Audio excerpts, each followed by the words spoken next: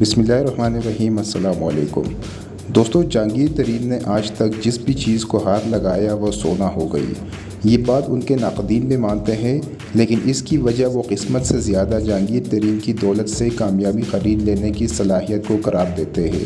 Punjab university کے ایک lecturer سے لے کر ارب پتی کاروباری تک اور جہیز میں ملنے والی سیاست سے لے کر ملک کی اہم جماعت کے اہم ترین عہدیدار تک، جہانگیر ترین نے کامیابیوں کی ایک ایسی داستان رقم کی ہے جن کی مثال پاکستان میں شاید کہیں اور نہ ملے۔ جہانگیر ترین کے والد اللہ نواز ترین ایوب خان کے دور میں کراچی پولیس میں DIG کے عہدے پر تعینات تھے۔ کہنے والے کہتے ہیں کہ اس عہدے تک رسائی میں ان کی قابلیت سے زیادہ فیلڈ مارشل ایوب خان سے رشتہ داری کا دخل رہا۔ ان کے آبائی زمینیں تربیلا کے مقام پر بننے والے ڈیم میں آ گئی، جن کے بدلے انہیں جنوبی پنجاب کے شہر لودھرا میں زرعی زمین الاٹ کی گئی۔ پولیس سے ریٹائرمنٹ کے بعد اللہ نواز نے ملتان میں رہائش اور لودھرا میں کاشتکاری اختیار کر دی۔ جہانگیر ترین نے اپنی زندگی کے ابتدائی 20 برس اسی 2 کمروں کے مکان میں بسر کی۔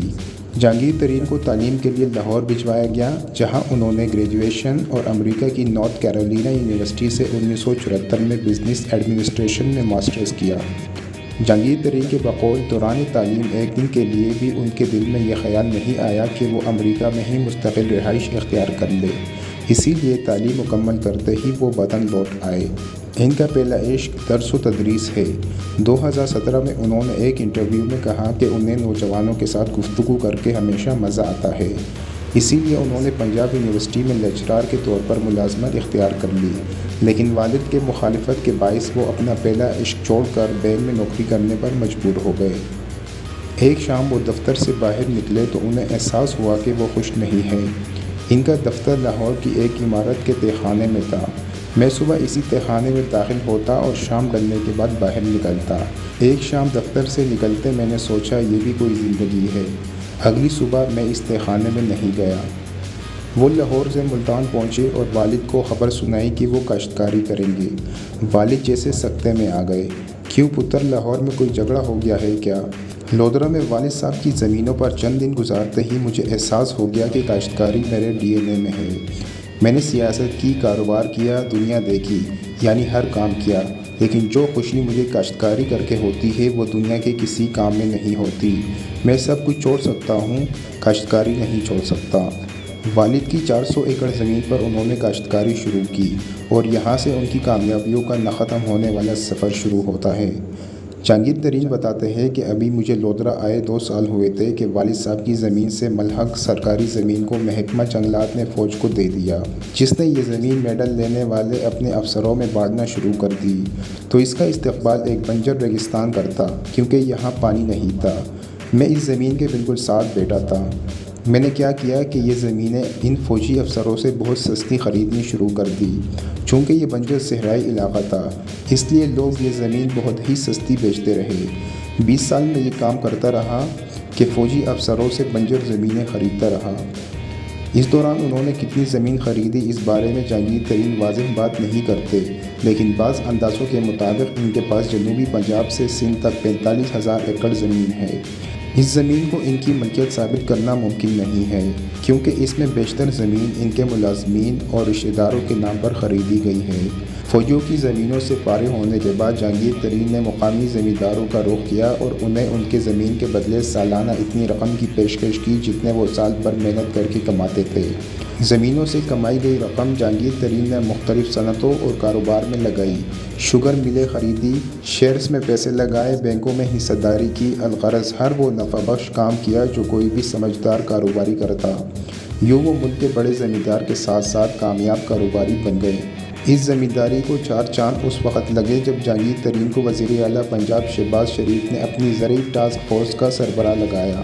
ان کے ناقدین الزام لگاتے ہیں اس دور میں پنجاب میں زمینوں سے زیادہ پیداوار لینے کے لیے غیر ملکی تنظیموں کے تعاون سے بہت سے تجربات ہوئے۔ ان میں سے بیشتر جہانگیر ترین کی زمینوں پر ہی کیے گئے۔ ناقدین اس عمل کو جہانگیر ترین کی زمینوں کی غیر معمولی پیداوار کی اہم وجہ قرار دیتے ہیں۔ ترین خاندان کی رشتہ داریاں جنوبی پنجاب اور سندھ کے اہم ترین سیاسی خانوادوں سے ہے۔ وہ رحیم یار خان کے مخدوموں کے داماد اور ملتان کے گیلانیوں اور سندھ کے پگاڑا کے سسرالی ہے۔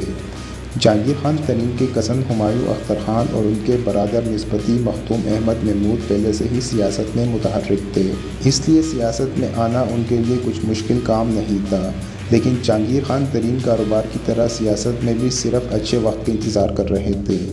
پرویز مشرف کی فوجی اقتدار نے انہیں وہ نفع بخش موقع دے دیا، وہ مسلم لیگ ق میں شامل ہوئے اور 2002 کے انتخاب میں وہ قومی اسمبلی کے لودرا سے رکن منتخب ہوئے۔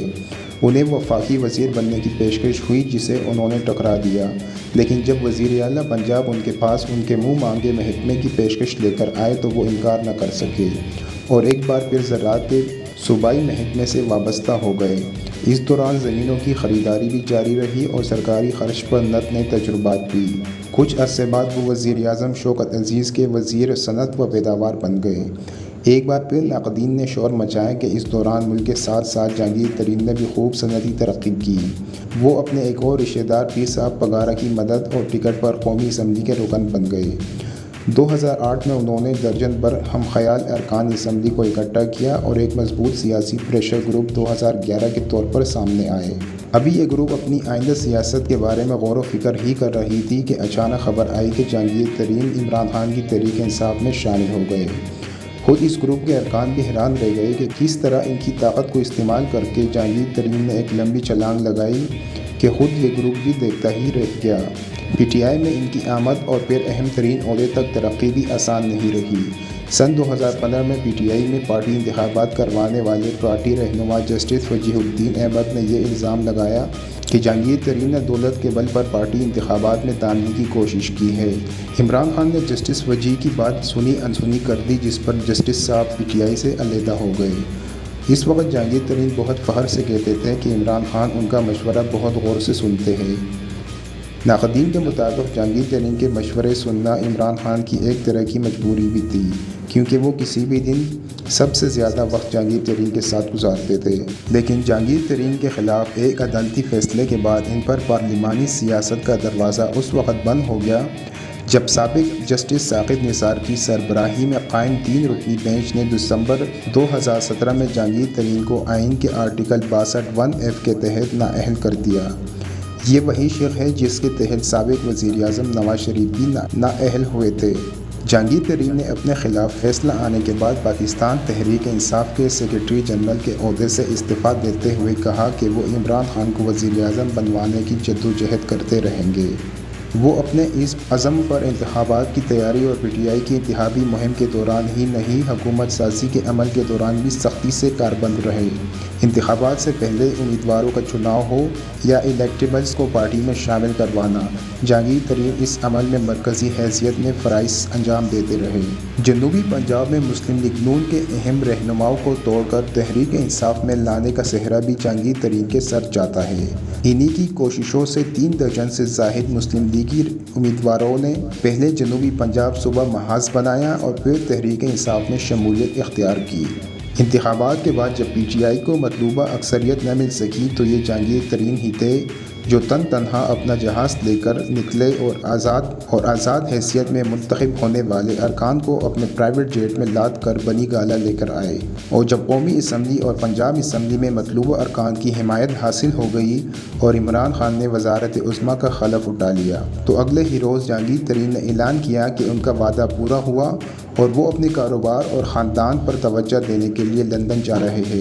تاہم مبصرین کے مطابق مرکز اور خاص طور پر کس رکن کو کون سی وزارت ملنی چاہیے، اس میں جہانگیر ترین نے نہ ہوتے ہوئے بھی مبینہ طور پر اہم کردار ادا کیا۔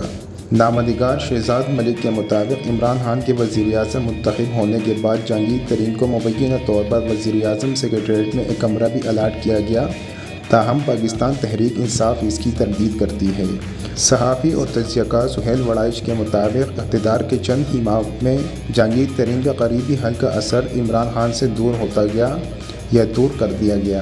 ان کے مطابق جہانگیر ترین اور عمران خان میں فاصلے بڑھنے لگے، مگر جب بھی کوئی بڑا معاملہ ہوتا، کسی پارٹی سے ڈائیلاگ یا اتحاد کی بات ہوتی تو جہانگیر ترین کو بلا لیا جاتا، مگر پھر وقفے بڑھتے گئے۔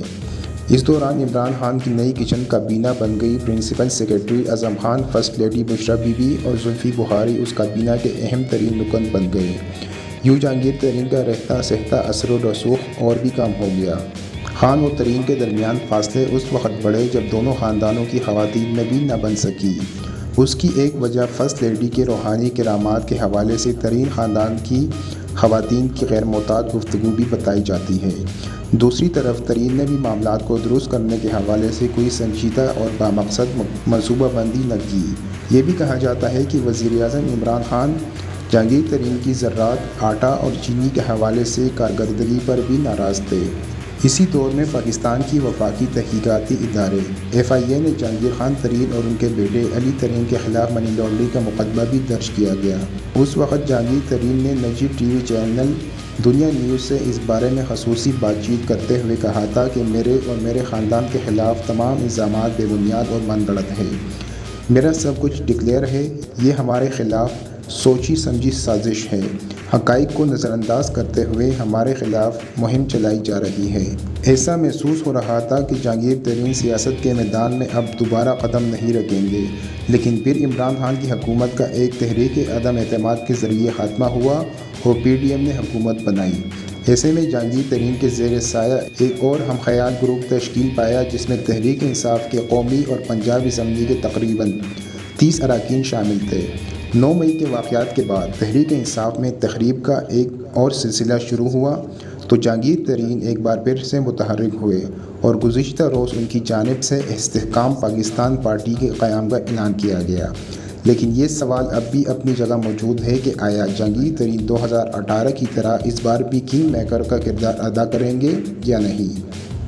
دوستو، اس کے ساتھ ہی آج کی اس ویڈیو کا اختتام ہوتا ہے۔ مزید اس طرح کی ویڈیو کے لیے ہمارا چینل سبسکرائب کرنا نہ بھولیے۔